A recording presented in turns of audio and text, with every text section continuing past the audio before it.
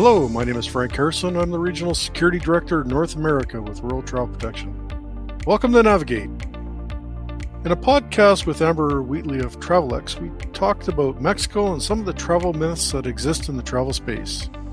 Join me as I talk with two WTP colleagues, Stan SQ and Michael Roberts. We will dispel some of those myths that exist and help you frame your traveling perspective. Michael, I'll get you to introduce yourself first. Who are you? Tell us a little bit about your experience in Mexico. Hey, thanks, Frank. It's great to be with you. Michael Roberts. I'm the Business Development Director for the South region for World Travel Protection. I'm based in Houston, Texas, but for most of my professional career, I was living and working in Mexico for a span of over 20 years. So it's a country I know well. I worked in a variety of capacities, and a lot of it was security and risk consulting. So I'm familiar with it both as an expat and as a subject matter expert. Excellent, Michael. Thank you for that. Stan, I'll get you to introduce yourself and give us a little bit of your background as well.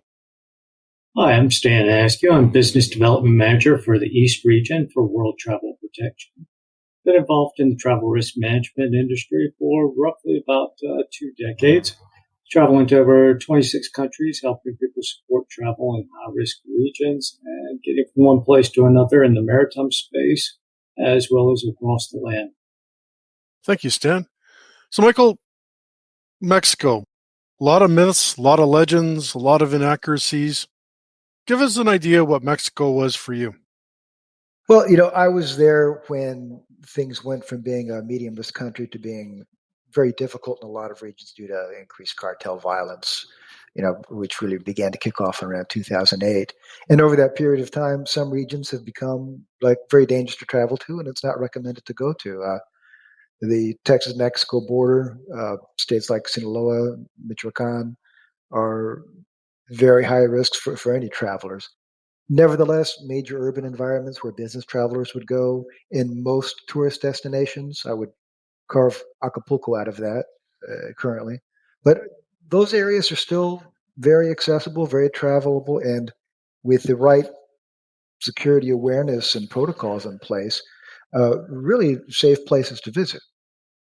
So if a business traveler was going to Mexico, what would be one tool or step they could do to prepare themselves and become educated on Mexico, Michael? Well, I think the most important thing is to become familiar with your environment before you go there. Read up on it as much as you can. A company like World Travel Protection, we have our portal that has a lot of information available online and with the pre-travel advisories. The State Department's also an excellent source of information through the travel advisories that are available on the web. Just Googling State Department travel advisories and a list of countries pops up.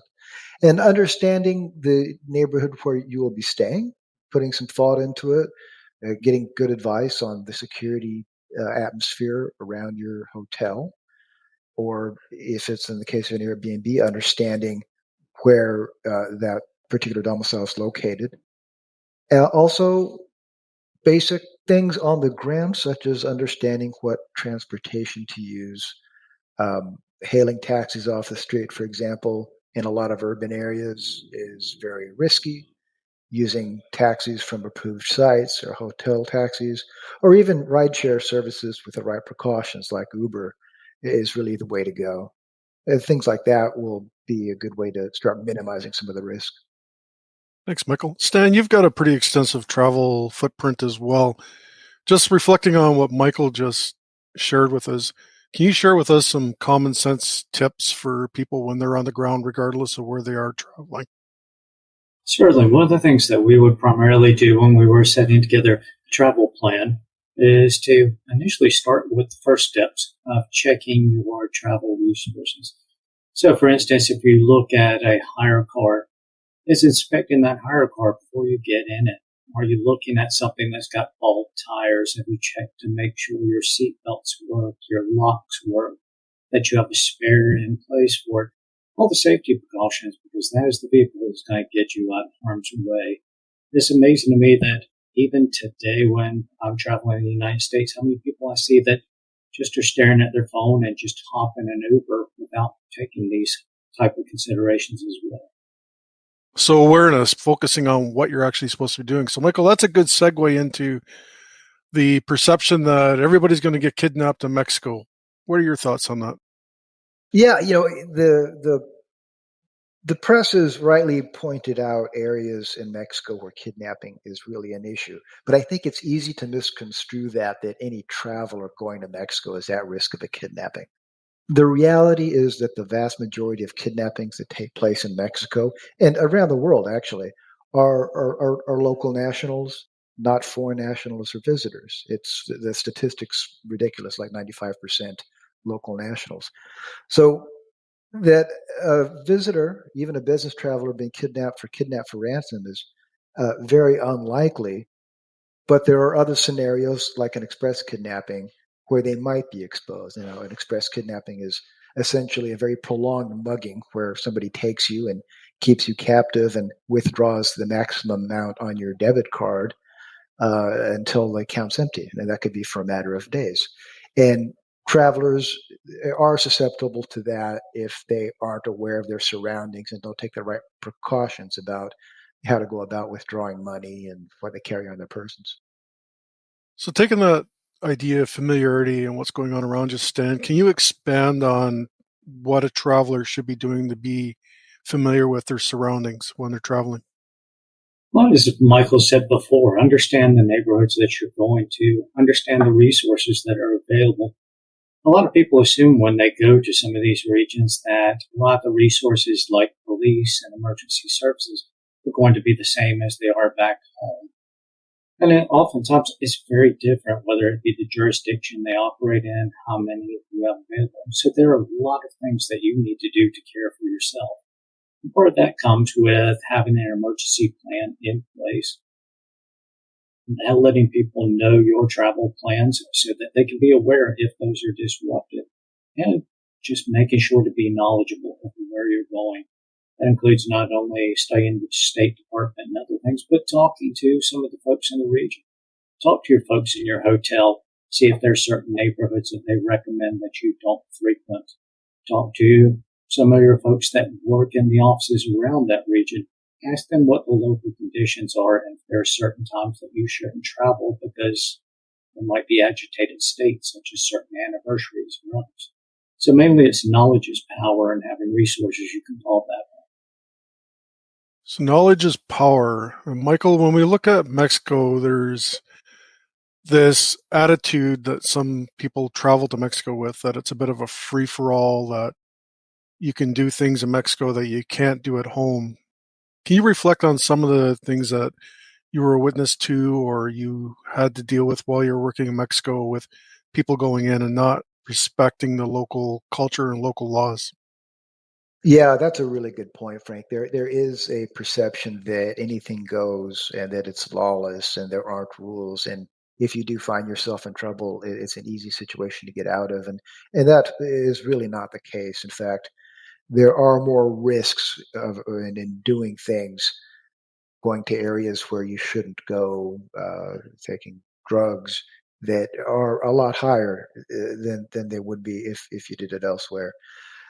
Getting caught up with the law in Mexico, with the police, can be a very difficult and dicey situation. Often, police, with an excuse to detain you and uh, apprehend you, they're often part of the crime problem, and then you could actually find yourself in a small kidnap situation or certainly a robbery.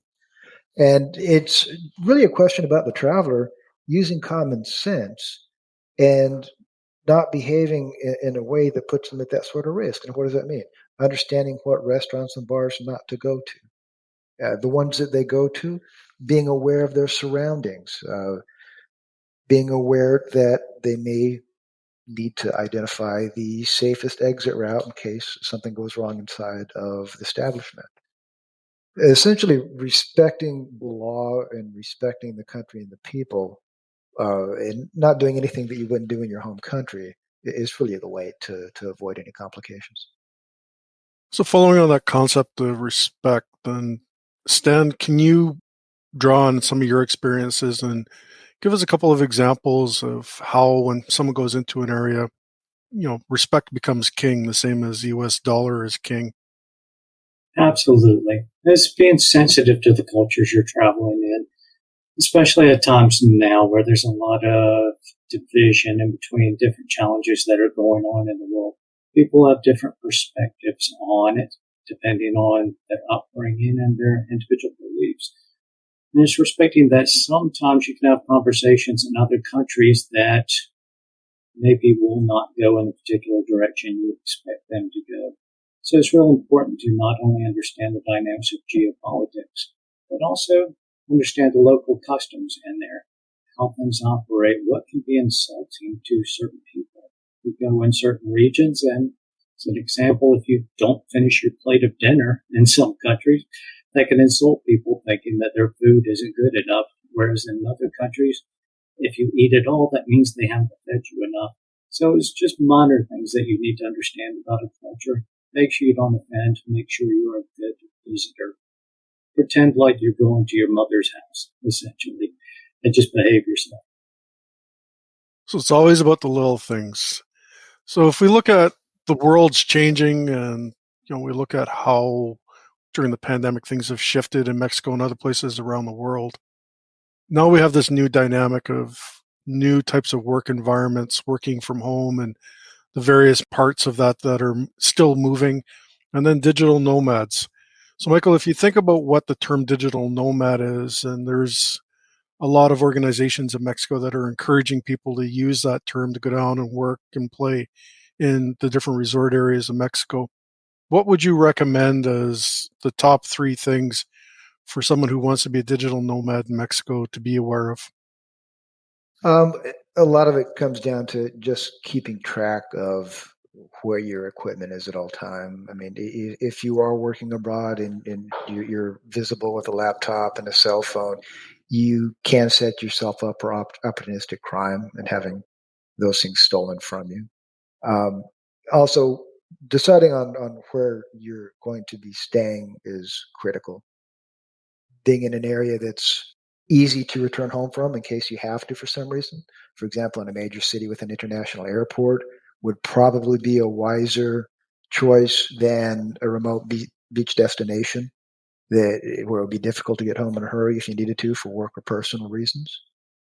And also ensuring with your employer that being a digital nomad is congruent with work policies. Oftentimes, companies are concerned about IT security, for example, or risks that are inherent in somebody traveling abroad to do work when it's not precisely a work-related trip. So I think those are some of the things that should be looked at. But also, if you're a digital nomad, you'll tend to spending more time in a certain area, and depending on that area, you might stand out and call a little more attention to yourself from people who might see you as a target for opportunistic crime. So that means you need to be just that much more aware of your surroundings and who you're associating with and who you speak with. And and lastly, wherever you decide to stay, if you're being a digital nomad, it's likely that you're in Airbnb or something similar. Ensuring that the house has some proper security, that you'll be safe there, that your belongings will be safe there. Thank you for that, Michael. So Stan, let's look at the scenario of a digital nomad that wants to live aboard a boat. What kind of insights do you have for someone who wants to go onto a sailboat or a small pleasure craft? Understand that there's going to be limited connectivity. I know that on a lot of resources that we used, whether you're talking a very large cruise ship to a container ship to, as you said, a yacht or a small sailboat, a lot of people anticipate that they're going to have the same connectivity that they do when they're on land, and it does. We've got very limited bandwidth to work with. So a lot of things that you could do, such as this video call right here, you can't do when you're out at sea or even close to shoreline. So it's just respecting your limitations and adjusting your work environment. So respecting our limitations. Michael, you lived in Mexico. You've got about 20 years experience there. So if we reflect on limitations, if you could give 3 pieces of advice to travelers, especially business travelers, what would it be? Primarily, don't be so intimidated by the security environment that you're not maximizing both your professional opportunities and your personal opportunities for experiencing things in the place that you're visiting. With proper preparation and understanding, there's no reason to not fully enjoy the trip that you're on, be it for business or pleasure, and to maximize the business opportunities you have there. So it would be to follow through some of the things that we've discussed regarding familiarizing yourself with the area and the risks and how to keep yourself as safe as possible. The second thing would be to be really realistic about what you are concerned about when it comes down to where you believe your risk exposure is. We talked about, kidnapping. Very unlikely that you're in a situation where you'll be kidnapped for ransom. But if you are in the habit of taking money out of an ATM, and an ATM that's on the street late at night, and you are hailing a cab that might be surveilling you and goes by, off the street, you could really be at risk for an express kidnapping, even though you're a foreigner. So doing things like ensuring that you're taking money out at an ATM that's inside a secure location, like your hotel lobby, probably doing it much earlier in the day than late at night, since midnight is when the limits flip over for money that's being taken out of an ATM. And definitely not doing it on the street and hailing a cab off the street. They'll minimize that. And it's just common sense procedures, just remembering that security is always an issue, but generally the incidents that people come across when they're traveling are far more medically related than they are security related. I mean, crime happens, but it's just likely that you run out of your medication if you don't plan properly for it, or you just indulge too much and drink too much, and you're out in the sun too much if you're on holiday, and that's what prompts a physical crisis with an underlying condition that wasn't diagnosed, or just simply that you didn't really think through what to do in case of an emergency, and you find yourself wondering, well, I'm sick now. Who do I call? Who do I go to? Can I call the police here, or should I not call the police in this certain situation? And that goes back to the pre-trip preparation of understanding the environment in which you'll be operating. Yeah, the pre-trip's important, and I've spent a lot of time in Mexico, and one of the things that was reinforced to me was never get into a cab that has a second person into it, especially at night or in the evening. It was always that precursor to an express kidnapping. So taking that note, Stan, do you have any tips or pieces of advice you'd like to share? I think a lot of it relates to time as well. Give yourself extra time when you're traveling, especially nowadays. There's going to be longer lines at the airport. There's going to be more delays along the way. So give yourself a little bit of extra time to be patient, but also anticipate that extra time. So anticipate that your trip might be delayed for a few extra days. So take your extra medication, make sure that you've got extra clothes, extra resources, so it doesn't necessarily become a stressful environment to work with. Also, if you're traveling with a group, understand how your group feels about that travel. You may not be overly concerned about some of the dangers there, but they might be. And you want everyone in your group to work as a team and get safely to where you're going. And as we said before, just be respectful. Everybody right now is having trouble reintegrating into life in this post-COVID world, and everybody gets a little bit anxious a little bit quicker. So just be patient and be respectful. Thanks, Dan. Risk tolerance. That's something that I think between the three of us, we have a very strong threshold for. But the average traveler, it's interesting to bring that up about checking in with the other travelers in your group, because what we may consider the norm may be the extreme for somebody else. So one last question for you then, Michael, is if we look at that term, what's the norm? Would you like to make a comment on that?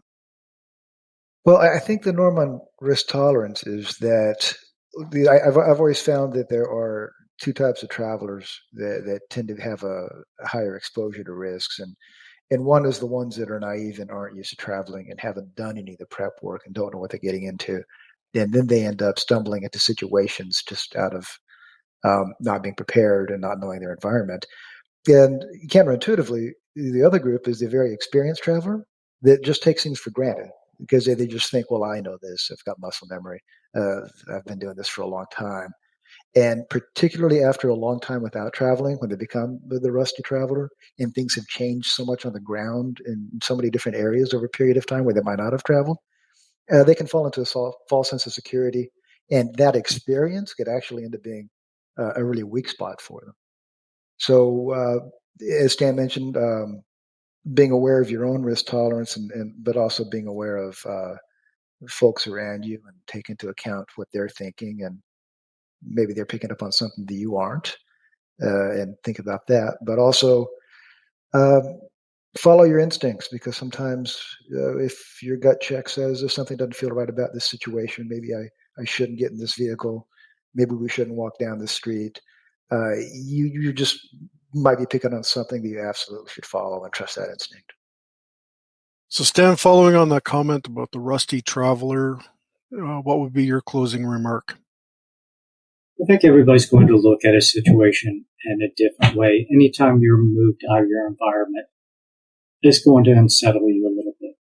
One thing I always like to recall, I had a good friend of mine that managed a large security operation in Nigeria. He was involved in compounds, involved in armed escorts and moves like that. And then he got transferred to Houston, and he was actually more scared in Houston because he didn't know at night where he could stop for gas with his family in his car. So anytime you change your environment, whether it be temporary, whether it be a long-term relocation or permanent move, there's going to be time to adjust. There's going to be time to actually look around and find those areas, like Michael said, where the hair on the back of your neck stands up. Find those places where you can be comfortable and let your hair down a little bit. Just give yourself that time. Take time to study. Take time to talk to people. Learn about your environment, and you'll be all right. Thank you for joining us. In this episode, we focused on travel realities over myths with real-world experiences. Looking for the best travel podcast to inspire your upcoming adventures while also helping you travel smarter? Listen to Navigate, the top travel podcast that enhances the way you explore the world, found on our worldtravelprotection.com Travel Assist Hub. In each episode, our World Travel Protection hosts speak with a travel industry expert. Today I had two. We're experienced everyday travelers to bring you thought-provoking travel insights, experiences, and advice, helping empower you to travel the world confidently. Until next time, I am Frank Harrison.